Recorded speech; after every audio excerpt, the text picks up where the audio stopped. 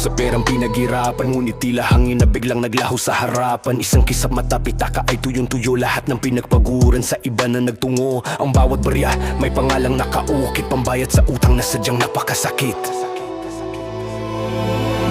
Sa pagod, puyat at pawis. Pagdating ng sweldo parang bulan na mabilis nang evaporate na wala simot talaman. Listahan ng utang doon lahat na laan, wala nang natira kahit pambili ng kape. Ngiti ko ay plastic, bulsa ko ay kapi-kapi.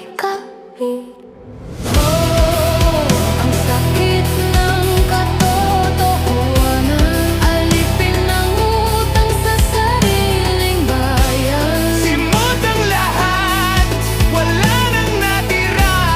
Isang buwan na naman ang pagtitiis at dusa.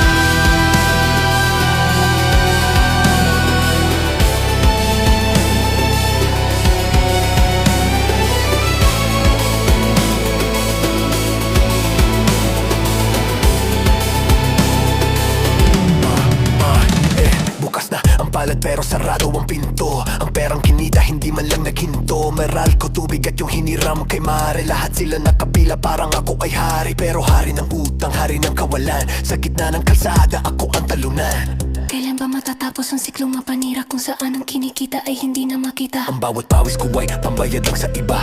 Ang pangarap na ipon, tila ba nag-iba? Wala na akong pera, wala na akong barya. Lahat ay naibayad sa utang na sumpa, sa kuryente, sa tubig, sa upa, sa lahat. Pati sa tindahan ni Aling Nena ay simot na ang bawat sentimo na aking hawak ay naglaho na parang isang panaginip na sadyang kay lupit at kay pait ng lasa na realidad na wala nang natira sa aking bulsa kundi ang resibo ng aking pagdurusa. Isang kayot, isang tuka, lahat ng bunga sa iba napunta. Ito ang kwento ng aking bulsa. Simot, simot, wala na.